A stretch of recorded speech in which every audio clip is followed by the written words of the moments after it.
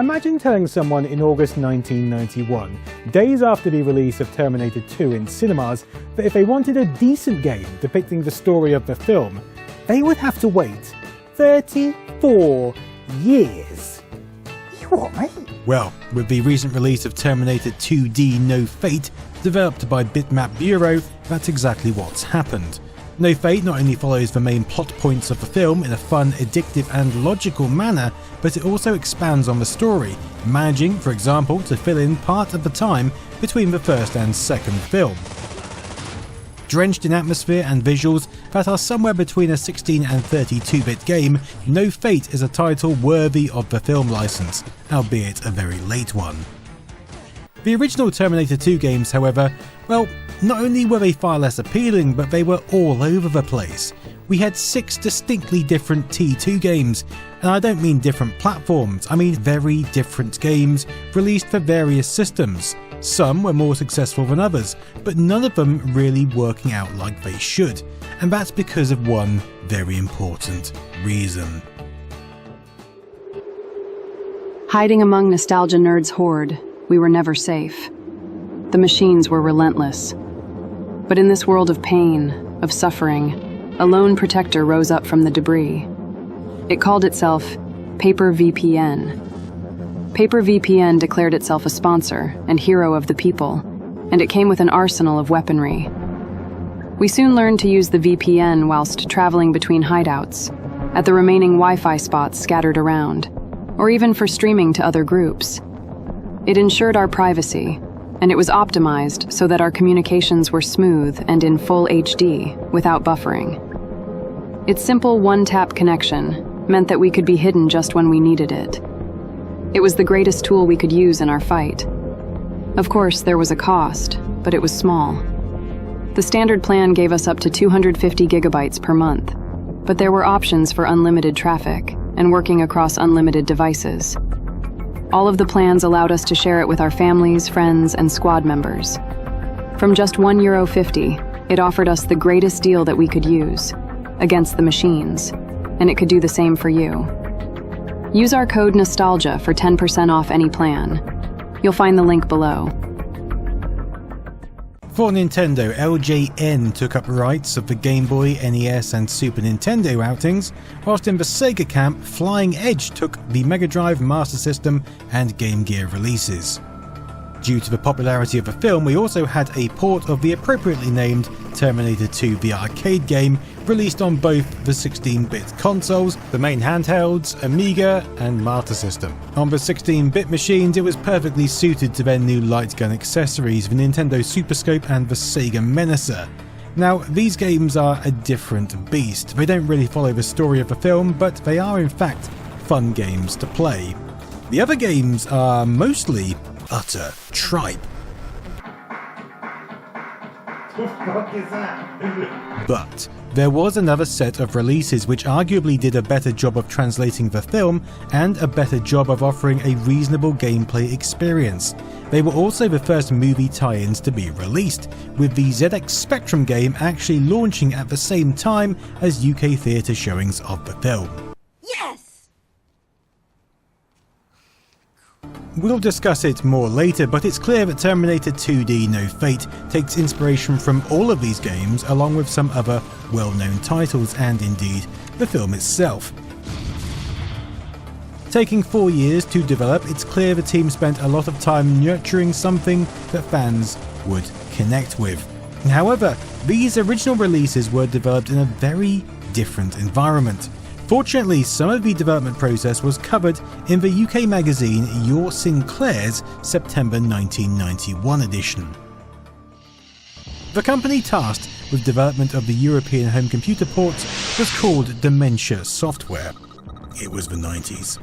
A UK outfit who had worked on various conversions for the Atari ST, Amiga, Commodore 64, Amstrad CPC and ZX Spectrum, and the game actually paired with the on-screen story reasonably well, apart from some weird-looking locations, which we assumed were limitations of the machine or designers. But that's not really the case. The first level is a one-on-one fight between the T-1000 and T-101? Sure. At the shopping mall, limited by one fire button, your action is dependent on your proximity to the T-1000. We then move on to the Flood Channel, a vertical scrolling dodge fest with the T-1000 chasing us down. Again, similar to the film, plus we get the benefit of having a health bar for both Arnie and John. Arnie taking the front hits and John taking the rear, which is the opposite way to the film really. Next, we're in a safe haven, which feels more like a scene from the first movie where we have to repair Arnie's arm by matching the top image to the bottom. Then another fist fight, this time at the hospital, so we're kind of back on with the Terminator 2 plotline, although there isn't actually a fight between the two in the film at this location. Then again, we're back to the first movie, this time having to repair Arnie's face and eye by essentially solving one of those little slot puzzles, which are really annoying. The freeway is next, another familiar scene. It's the same as the Flood Channel, but this time we're being chased in a helicopter. Our last level is in the steel mill, where we're back to fighting. If we complete that, then we get a kind of digitized still of the T-1000 about to fall into the molten steel. Glorious stuff, but unless we punched him into that shape, it doesn't really make sense. But we get the main parts of the Terminator 2 story, although it does feel incredibly disjointed and repetitive, but there's a reason for both of these. Kevin Bulmer, the director of Synthetic Dimensions, that Dementia Software was a label under, actually went to Ocean Software to ask if they would fund their creation of the Dungeons & Dragons arcade adventure game. Ocean's answer to this was fine as long as they developed Terminator 2 for them first. A British developer and publisher established in 1983, Ocean were synonymous with movie license tie-ins at the time, scooping them up left, right and centre. This one they had successfully purchased from LJN, but this was also a time when game licenses weren't really recognised as important pieces of the puzzle, especially on home computer formats, and so they were sold off to the highest bidder, to whatever small group of publishers wanted it, and having connections definitely helped. Ocean had published some pretty good games in the past, such as Batman and RoboCop, but their quality varied dramatically, and they had a reputation for pumping titles out pretty quickly. Terminator 2 was no different. Dementia were given just 6 months to get the game ready, and to aid them, were given nothing more than a script of the movie. At this point, the movie wasn't even out in North America, let alone Europe, where releases tended to lag at least a month behind. Because of this, one of Bulmer's first ideas was to create a shooter game where we see the reprogrammed Arnie attempting to get from the Resistance base through all the struggles to the time machine located at Skynet. This would have been pretty damn cool, but Ocean, being Ocean, wanted a multi-level game that followed the script, a lot like their previous licensed games. But the script, with no visuals, leaves a lot to interpretation, and this is evident especially in the pre-release stills, where the shopping mall has a nice picture of a penny farthing and a mountain in the background. Very quaint. It's also evident in the levels, which are very much borrowed from the first movie, given that's a much more solid frame of reference. But what Bulmer worked out was that this was essentially a chase movie, broken up by fights between Arnie and the T-1000. Even so, a lot of the game was guesswork. For example, in the script, the truck chase scene feels like it happens very quickly. In fact, Bulmer references this in an interview. The motorbike truck chase is a case in point. In the movie, it doesn't last long. Arnie scoots down into Water Channel with John Connor on track, and the truck comes bombarding over the bridge and explodes. It's big action stuff, but only lasts a couple of seconds. Still, the potential's there for some serious funk. Let the lorry live a little longer, he can have it chasing Arnie down the Flood Channel hell for leather. So this section, then, it seems, although it's actually quite close to the film sequence, was only developed that way because it made sense, which is pretty crazy if you think about it. Towards the end of development, the team did actually manage to get hold of a pirate trailer on video, which helped them tie the game more to the film. That helped a bit. It showed me what the T-1000 looked like when it turns all watery, so I incorporated that into the beat 'em up bits. It also helped with some of the lighting and colours, but it wasn't really enough, and you're obviously going to make mistakes. For example, we did the helicopter bit in daylight. In the movie, it happens all at night. it simply hadn't been written into script. I thought Arnie lost his leather jacket halfway through the movie, so in the game I made him wear this tattered top in the second half. Again, I was wrong. It's pretty shocking what little designers and developers had to go on back then. The fact that Dementia had sourced a pirate trailer really demonstrates how little the film studio cared about these interactive interpretations of the film. It was really down to the publishers and developers and how they produced the game. As long as it made money and kept kids happy, then the job was considered done. However, the trailer did allow the game to more closely resemble its material, with those digitized images copied directly from the trailer and thrown in to make a more coherent story. Generally, the Spectrum version was reviewed pretty well by the press, with the Amstrad version being largely the same, just benefiting from the machine's improved visual finesse. Despite the Spectrum version being first out the door, each of these home computer ports were derived from the Atari ST version programmed by Bulmer himself, with other programmers handling the other systems. Gary Priest for the ZX Spectrum and Amstrad CPC, Bobby Earl for the Commodore 64, and Richard Costello for the Amiga and MS-DOS releases. With the other platforms being released 2 months later, in October 91 rather than August, they all benefited from extra visuals and sometimes even levels that tied the game better to the film. This isn't because designers actually had a chance to see the movie and make alterations, it was too late for that. It was more because Ocean were happy to allocate more resources to better selling systems like the Amiga and ST. Remember, at this point the Spectrum was a very much old, dying system. For example, both the Amiga and ST versions, along with the MS-DOS release, have a new section outside Cyberdyne, which now has an inexplicable red brick wall running all around it. Very British. And Arnie blowing cops away, completely contrary to the film. Even so, these little additions weren't enough. People expected more from these more powerful platforms, and so the game was reviewed less favourably. But interestingly, with the C64 actually undergoing a resurgence in 1991, especially in the UK, further enhancements are particularly apparent in this 8-bit version, which has 2 entirely new platform levels at the hospital and Cyberdyne Labs. And these levels do make all the difference. Rather than a repetitive button basher, we actually get some compelling gameplay where we get to control Sarah Connor and Arnie respectively. A deal with Ocean also led to an entire Commodore 64 retail pack, computer included, that incorporated the new Terminator 2 game on cartridge, which is absolutely the preferred way to play, as opposed to the cassette multi-load. Yeah, you really don't want that.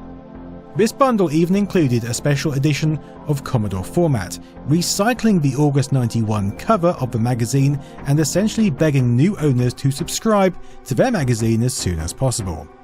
This is then perhaps the most popular of the original Terminator 2 games, and it helped push along an almost decade-old computer for at least another couple of years. It received mixed reviews, even Commodore Format giving it 78%, but Your Commodore gave it a whopping 94%, which is quite generous. By October 91, versions of Terminator 2 Judgment Day were now available on ZX Spectrum, Amstrad CPC, Commodore 64, Atari ST, Amiga, and MS-DOS. But, like I mentioned earlier, these versions were exclusive to Europe. I grew up in places like this, so I just thought that's how people lived. All the other kids were into Nintendo. If you wanted a version for your Nintendo Entertainment System, well, you'd have to wait until February 1992 for LJN to finish their work. The hottest games are on Nintendo. Nintendo! Despite more powerful systems being out, the NES was still the most popular console in the United States at this time. Thankfully, the box artwork is a little bit different. It's actually a striking image which at least differentiates it as an entirely different game from these other releases. But yes, it's sadly LJN who were afforded the main license, and we'll touch on their releases shortly, but weirdly you also find their names strewn through the Dementia and Ocean versions of the game. Why? Well, remember I said that Ocean bought the license off them, and that was because LJN didn't want anything to do with these home computer ports. It wasn't their area of expertise and not really worth their time, given most of these machines didn't sell well in North America. Instead, they sub-licensed to Ocean, but under the terms that their brand still appeared on packaging and within the game. Whilst we're on licensing, neither LJN or Ocean had the rights to recreate the actors' faces. That's why when you look at Arnie in any of these games, including the latter Super Nintendo and Mega Drive versions, they look nothing, absolutely nothing like him. It's also why, on this Amstrad screenshot, we get someone who looks more like Clarence Boddicker than Arnold Schwarzenegger. I know what you're going to say. What about all the digitized images and clips in the games, particularly the 16-bit versions? Well, although Ocean didn't have the license to create original graphics based on Arnie's likeness, their license did technically allow reproduction of approved stills. So if the machine could handle it, you'd see digitized stills instead. And if it couldn't handle it, you'd see a vague attempt at something that looked kind of like a digitized still. I mean, who's going to check? Outside of this, not even the movie studio had rights to actors' likenesses. This LJN NES release also shows Arnie in digitized form. Kind of. Almost. But it was this version that LJN pinned all their hopes and dreams onto, and like most other LJN releases, it wasn't the best. But it does try to follow the film, this time with the advantage of development after the film's actual release. Yes, the developers LJN chose for this title, Software Creations, another UK-based developer who would go on to become Acclaim Studios Manchester, at least got to see what was happening on the big screen. We're treated to 5 distinct levels. The first at the truck stop, where despite already wearing clothes, our Arnie-like dude is punching the crap out of as many people as possible. We get to the bar and then fight a colossal biker who looks like a jacked Casey Jones. Yeah, it's a loose interpretation of the film. The second is an isometric chase which also involves the flood channel and avoiding debris while shooting the truck. Pretty similar in theme at least to the home computer release. Then we're in the hospital, but instead of playing Sarah Connor like the C64 game, we're searching for Sarah Connor. In fact, we play as the T-800 throughout the title. Who, just like the movie, swears he won't kill anyone before firing fist-sized projectiles directly at their dick. Next up, we're at Cyberdyne Systems to blow it up, and we finish at the steel mill. It's basically a platformer with a driving component thrown in. But I really find it hard to imagine Arnie jumping around like this. What the hell is going on? What is this, the T-800 Ballerina Edition? What the f? The Sega Game Gear would get a version developed by Arc Developments and published by Flying Edge almost 2 years later in December 93. This was also essentially the same version released in Europe for the Sega Master System in November 93. Now, you won't see LJN branding on these ones, mainly because Flying Edge was a division of Acclaim Entertainment founded specifically to publish titles on Sega consoles, and at the time, well, LJN was also owned by Acclaim. Arc Developments then were another British developer formed by ex-Elite Systems employees who tended to white label their products for the publisher. This game was based on the NES release but omitting the biking level, and with a few tweaks to the gameplay and visuals. It was generally received less well than the NES version by critics, and felt like a hastily put together conversion, lacking the story elements of the NES title and features such as the ability to select your weapon at the start of levels. But Nintendo being their home ground, they were interested in the Game Boy, which was actually their first release in November of 91.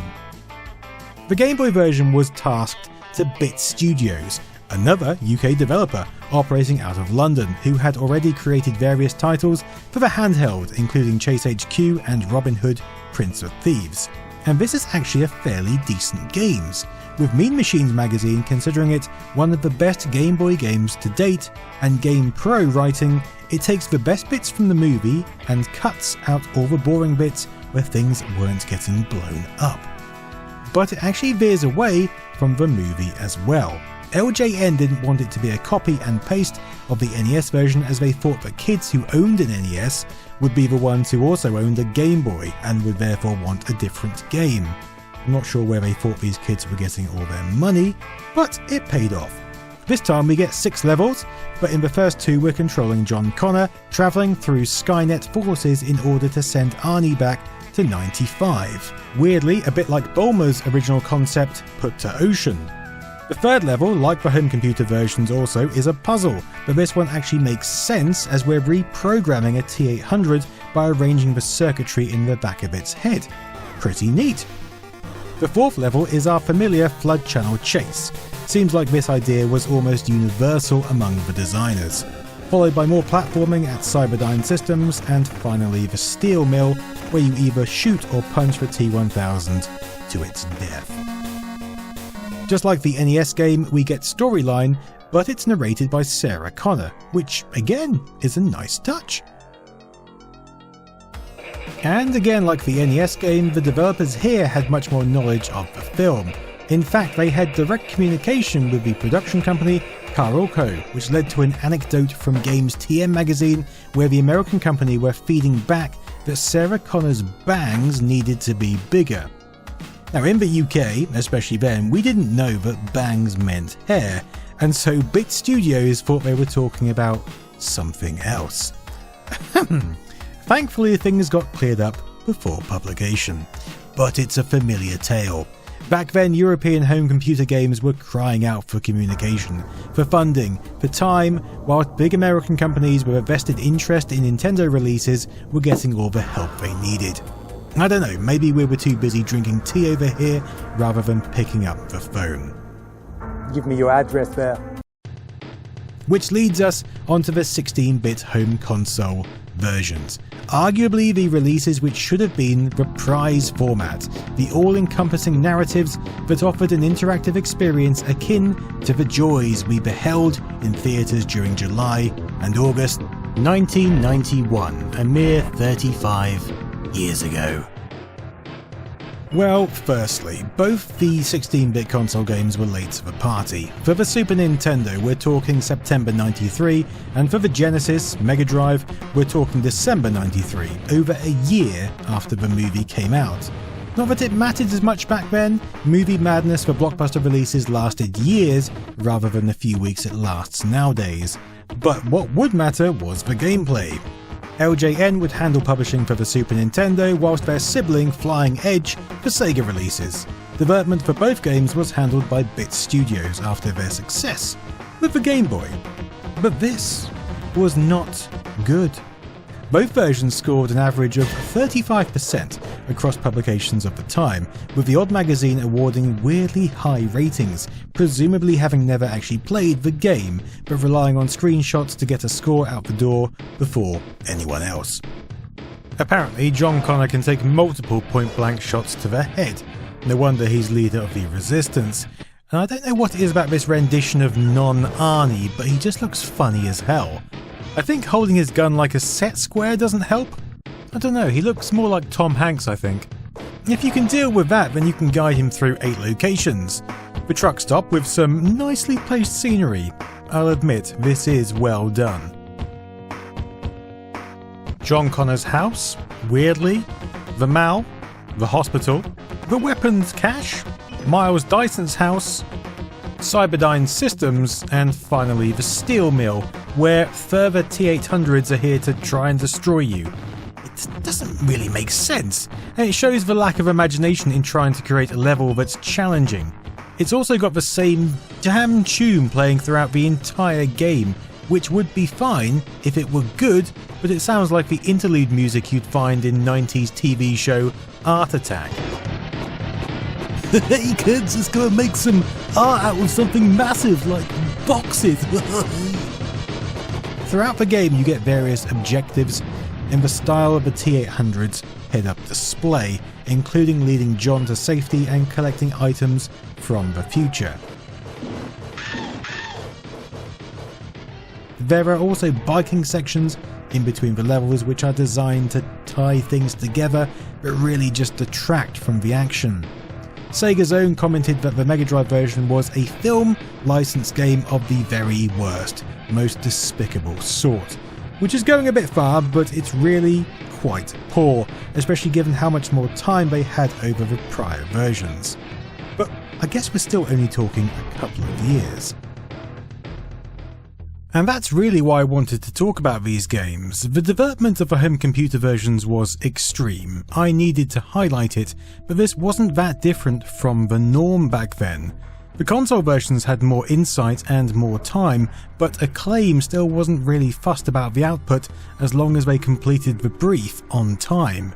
Steve Howard was one of the developers for the 16-bit versions, and in an interview by Dreamcatcher, dug up from archive.org, he states, "We actually put quite a bit of effort into T2, and some of the coding I did for it really stretched the hardware, although you wouldn't notice."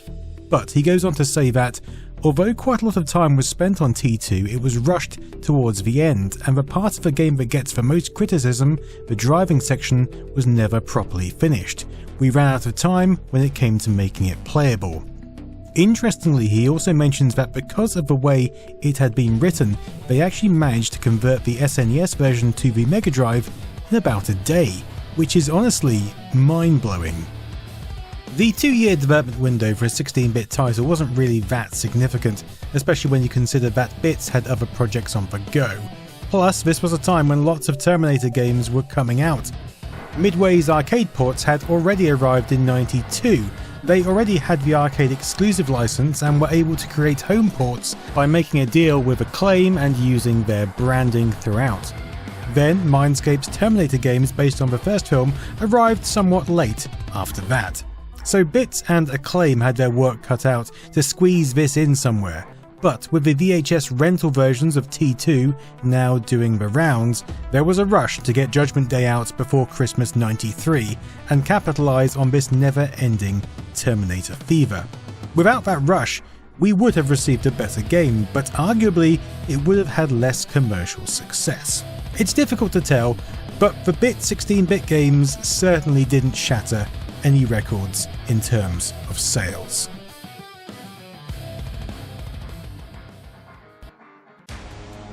And so then, we fast forward some 33 years and we get Terminator 2D No Fate, and really start to understand why Reef and Bitmap Bureau felt we were owed a game that actually paired well with such a fantastic film. But it's also clear that all of these earlier titles provided inspiration for this new release. There are gameplay mechanics, visual choices, storytelling elements, and even additional story elements outside of the film that are all borrowed in No Fate to make a game that selectively picks all the best bits without filling it in with dross. But even with the advantage of hindsight and time, they still faced some of the same challenges. Most of the artwork in No Fate is fantastic, but just like the earlier games, they did struggle with that licensing issue.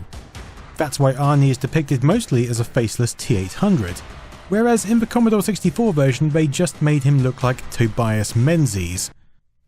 But whilst iconic scenes in the earlier games were funny and disjointed, I mean, this thumb up slapped in the end sequence is just like, alright mate, see ya.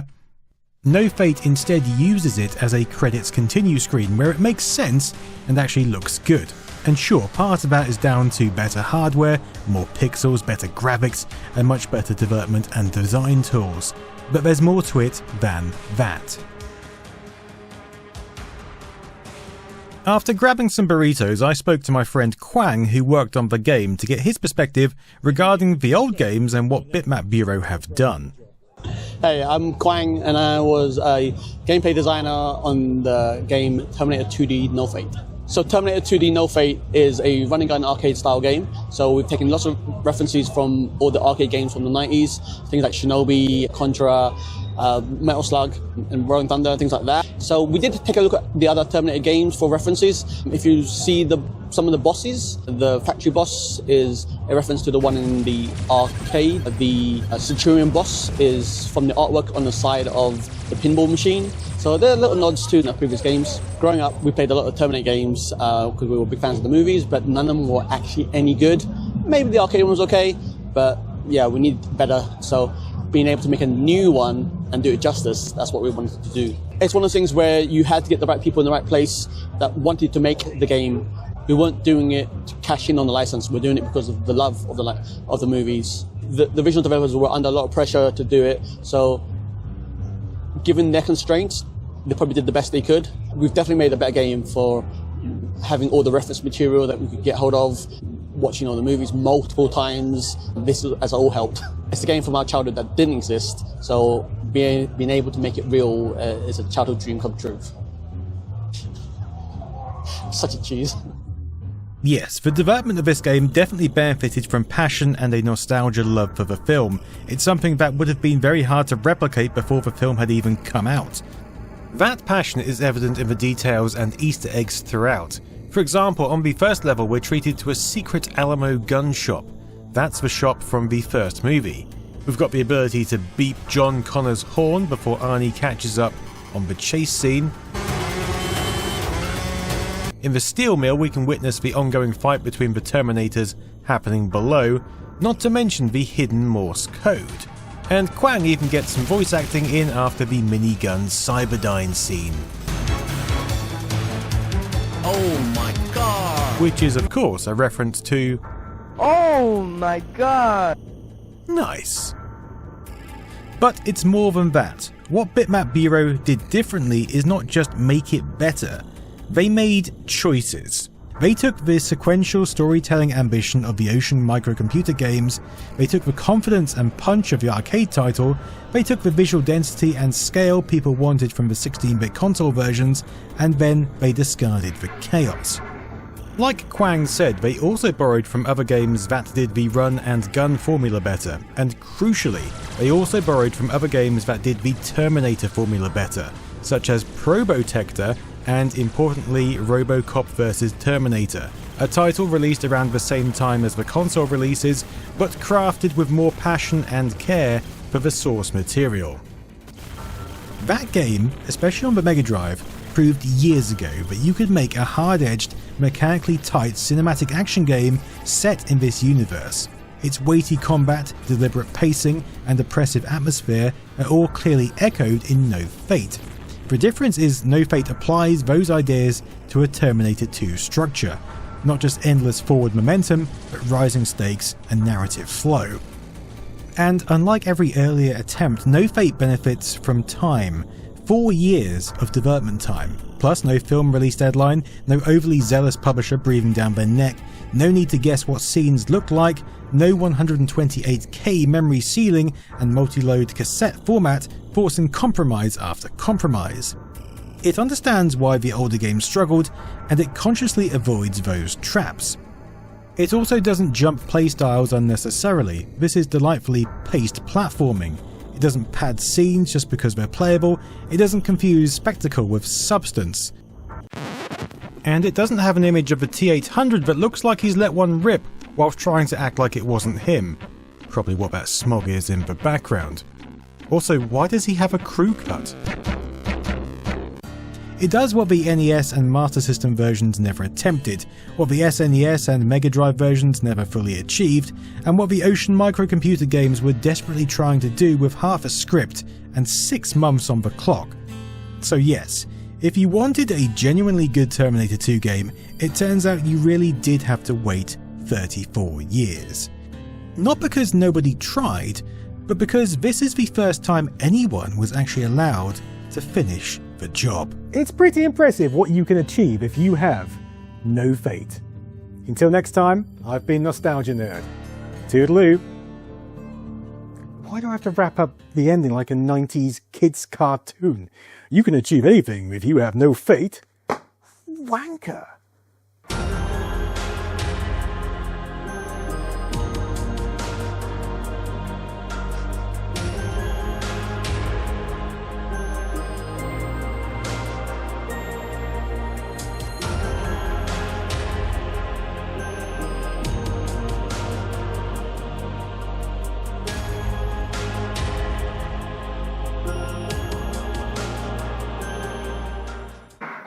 the fuck is that?